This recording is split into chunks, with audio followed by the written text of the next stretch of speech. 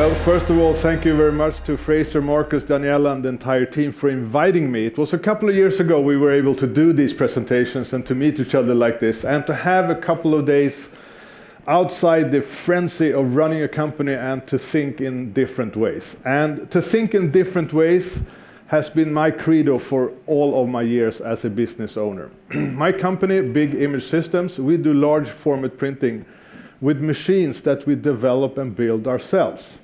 That's a good way to make your day really difficult. We started more than 30 years ago being the first digital printer in the world in the theater set design industry. We wanted to revolutionize the way theater and opera set designs were made. Instead of hand painting, we could print them. So today, we print these huge backdrops, 12 meters high, 50 meters wide, in one single piece without a seam. Yes, we do have 12-meter wide printers.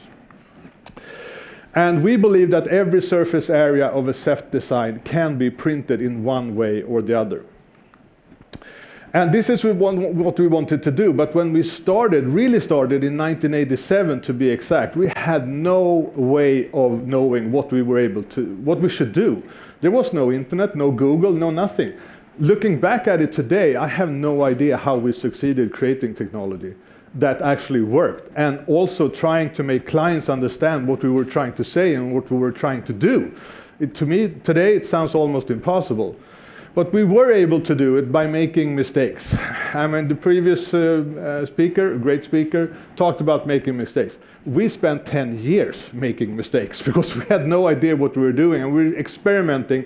But we had this belief that for every mistake we make, we must surely be getting closer to not making a mistake, right? So let's make another mistake. So this is what we wanted to do, theater set designs. And today the fabrics are just amazingly well printed and suited for the types of designs and purposes they're supposed to be.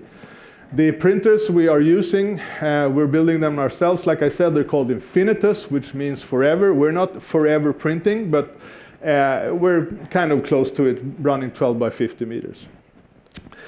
But the last 10 years, maybe even 15 years, we have changed because we understood that we are actually not a printer company. We're not a printing company. We thought we were a printing company. But then we started having clients that really challenged us. The clients told us, well, you say you're so creative, how about doing this? Or how about doing that? And we found ourselves in so many situations that I kept hearing myself in these customer meetings, I'm saying yes. But then turning back on the customer meeting, going back to my team, I said, I have no idea how we're supposed to do what they just asked us. And that became a culture of innovation, that we trusted our own creative capabilities so much that we kept doing things we did not know how to do. Now, this is a regular large format scaffolding image in 1987. This is 1987 in Stockholm, direct digital printing with water-based inks. As far as I know, we were the first company in the world to do this. This is what the machines looked like back then. Yes, we had white lab coats, because not that it was a clean environment, it wasn't, because ink sprayed everywhere all the time. So instead of just ruining our clothes every day, we had these lab coats. But this was the goal. This was the stuff we wanted to do. We wanted to do these huge visual impressions on stage and work together with lighting experts, with set designers, with costume designers, with the writers of the manuscripts, and with the directors, and with the actors, and that's where we wanted to be. And after many, many years of trying, we were finally able to push through on the international set designers agenda. And we started traveling the world, making these huge projects on stages all over the world. But what we didn't notice was that we moved farther and farther away from being a printing company to being a solutions company. I know that's a very modern way of talking about things today, and have been for many years, but we came through that transition without actually understanding it, because we kept saying yes to things we couldn't do. We had no idea how to do them. So we had to find solutions. And that also changed the way of selling, that we didn't sell after all of these years being a printing company. We started selling solutions instead. And we had this major breakthrough with the client that believed in us. So all of a sudden, we stopped talking about print. We stopped talking about technology with clients. We started talking about the result and what kind of responsibility we will accept for the client's results. And what is a result? Well, in our industry, coming from theater, the result is the visual impression and the way the set design is there to strengthen the message, to help the actors on stage to give the performance of a lifetime each and every day they go on stage, and to give the audience members an experience that they won't forget. So we were in the theater and opera industry, printing and doing solutions, and everything was fun, and we started going into TV and film. And this is a great way of saving money and environment. This is a film studio. My image here is much clearer, but this is a film studio where the background's supposed to be kind of a sky, and the top part is actually a real live location. Cost easily $1 million to take that shot. And the bottom one is in a studio with a printed backdrop. And in the studio, of course, you have complete control over all of your circumstances with weather and lighting and all of that stuff. So all of a sudden, we were starting to get attention from the TV and film industry. And today, they're our biggest segment. You can't turn on Netflix or HBO or Apple TV Max and see a big-time production. You look out the window in the film, and you see something outside the window. In about 8 out of 10 Netflix productions right now, that's our fabric images you see in the studio. So this meant that we had more resources to think even more creativity, and we started going into architecture, and to really started even more believing in our creative capabilities. So that kind of led us into the crisis of '09, which hit us as well as the other industries. But what we saw was that our clients, they started to find other industries that could use their capabilities. So set designers that we worked with in theater and operas, they ventured into film. We had help from them there, but they also ventured into events. So these large-scale product launches and events started using large format images too, also usually in backlit environment. This is a 30 meter by 30 meter, 90-degree angle, 12 meters high, no seams. And the event people usually come from a stage background, and they're good at lighting. And lighting has become a really big part of our company, where good lighting can really enhance the look of an image. This is a Dior show we did a couple of years ago, where lighting was all over the place. And lighting led us into creating these huge light boxes, LED light boxes. They're everywhere in the large format industry now, but we make them out of fabric. There's no aluminum or anything like that. Everything is done in fabric and ships together in a folded package, and the customer can just unfold it and install it on site. And the light boxes can be outside, or they can be shaped in different shapes and still be light boxes, and double-sided, all on that. And all this thanks to this being done out of fabric and thinking in creative ways. But what happened was that we were surprised again by our customers. I mean, so much of our business history, of course, it has been conscious decisions that we've made, and we've had strategy meetings, and we've had 10-year plans, and we've done all of the correct things. But we've always been struck by kind of random events that have pushed us in one direction, or that have opened our eyes to different and new markets that could use what we know how to do. So architects, we started talking to architects because we thought that, oh my God, architecture is just another kind of set designs. An office or a hotel or a residential building or anything like that, that's just another type of stage that needs some kind of set design that is supposed to be there for a reason and to represent the owners or the vision that they have. So we started working with architects, and we started working with different materials, and we even started painting.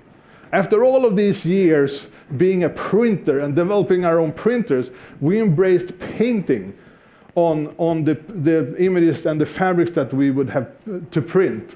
just to even more strengthen the craftsmanship and the result that it generated. And these often unprinted, but combined with lighting architectural designs, are now today 30% of the entire turnover, and easily the most profitable 30% we have. Architectural designs. Fortunately, we can't show you now 24-meter high animated horses built out of transparent fabrics that ran over the Olympic inauguration, there you go, at the Olympics in Russia in 2014. So these are 24 meters high. That's like 6 times the height of the ceiling. And they're made totally out of transparent fabrics. And these horses were seen by 900 million TV viewers all over the world. Unprinted fabric.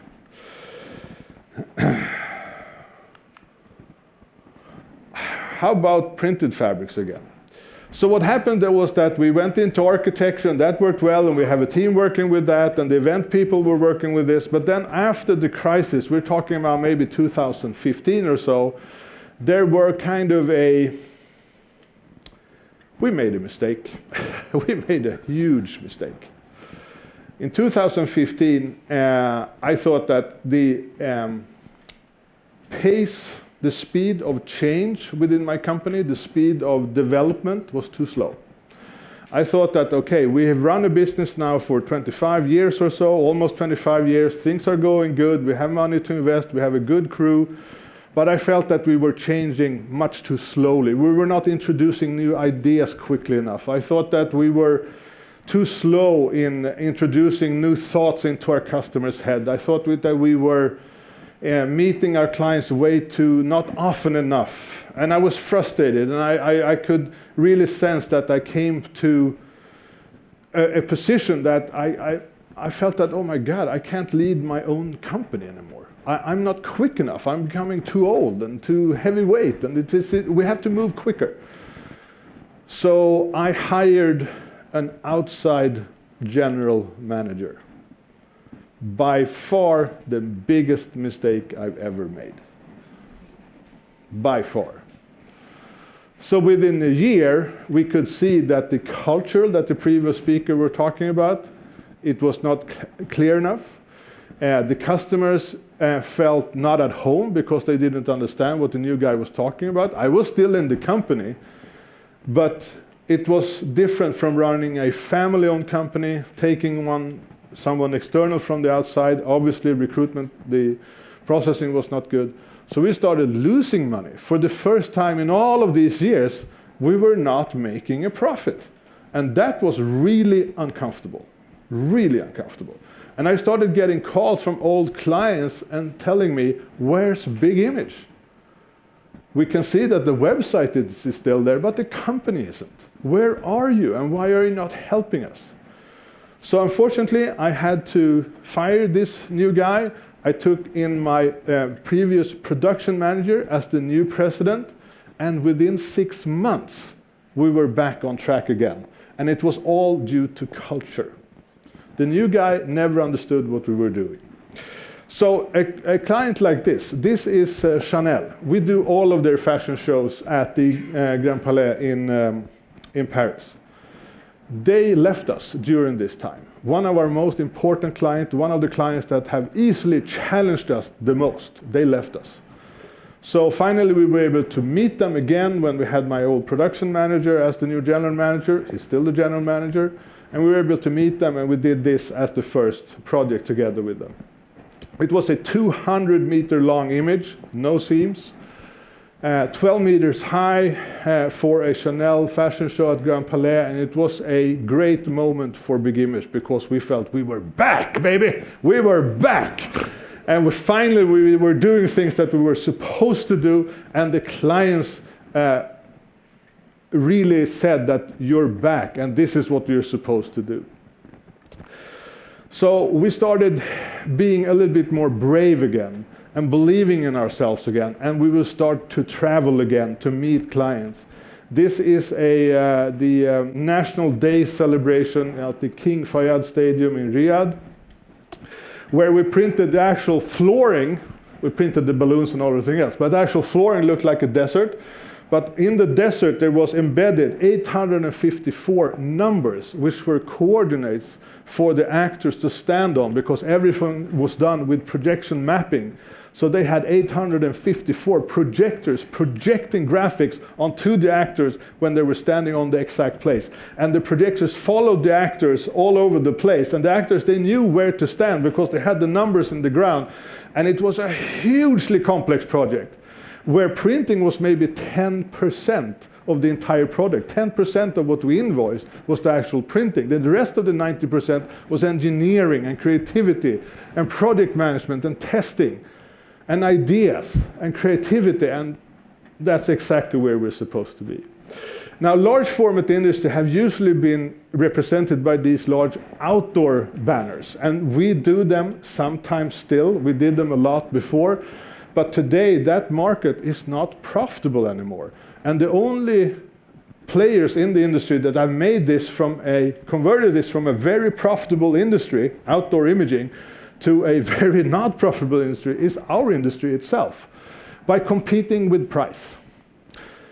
And price is the worst thing to compete with. And I won't go into depth with that, because I can all see that we have senior management level members here, and everyone knows that if you compete with price, there's only one way, and it's a race to the bottom.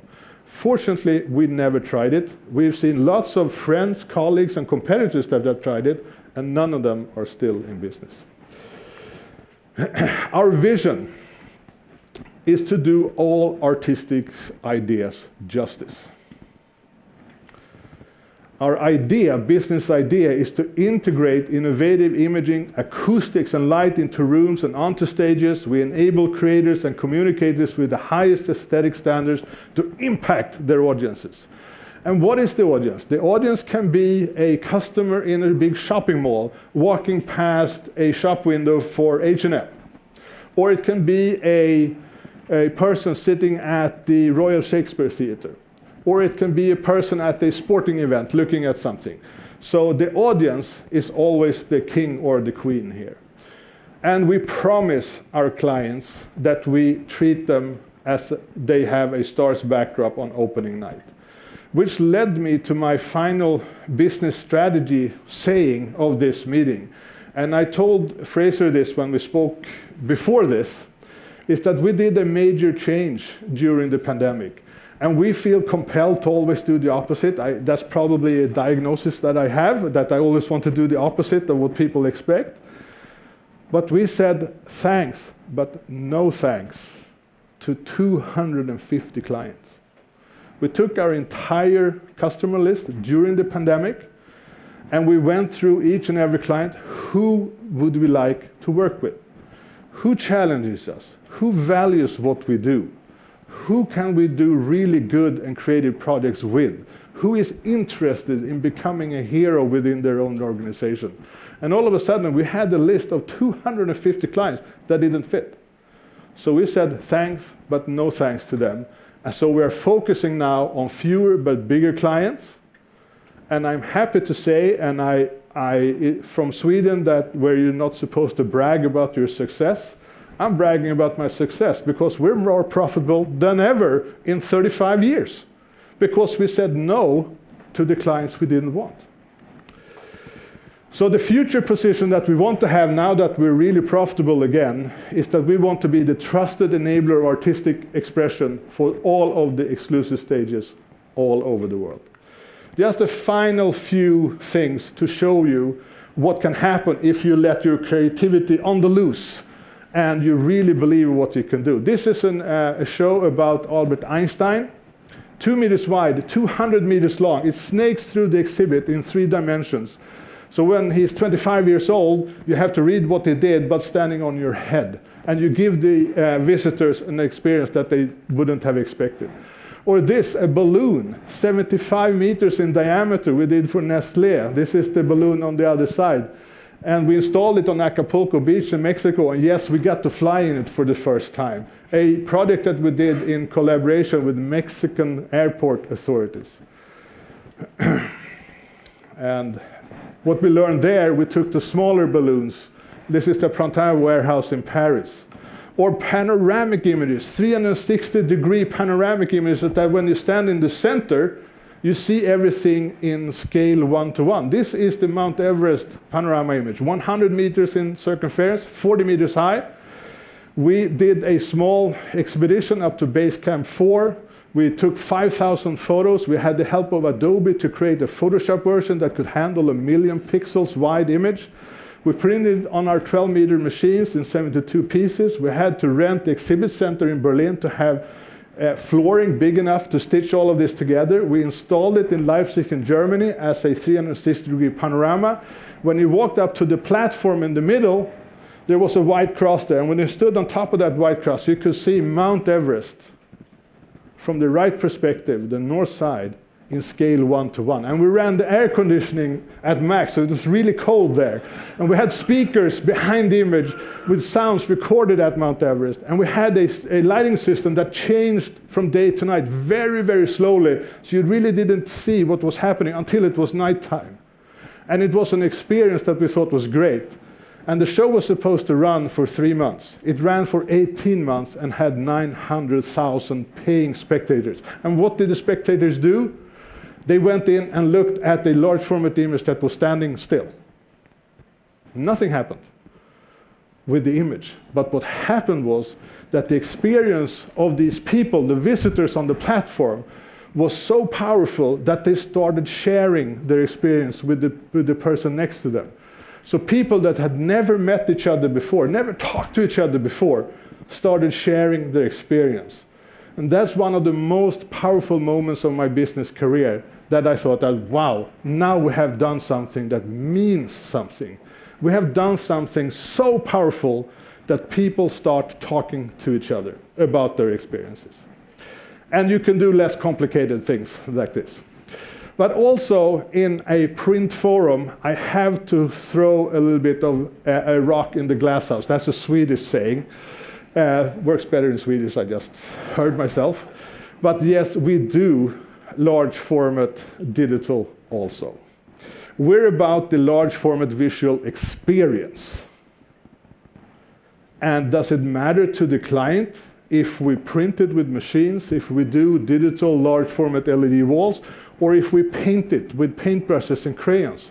It doesn't matter. What matters is the result and the visual experience that this can create and how much the client trusts us. That's what matters. And that's still a process for me as a business owner and as a salesman to create that trust within our clients. So they basically want to leave their career to us and say, yes, I want to order something that you guys have never done before, that someone else has never done before, and to have a huge impact on my career, but yes, I want to do it. And with these clients, we never talk about price. We always talk about results. Thank you very much.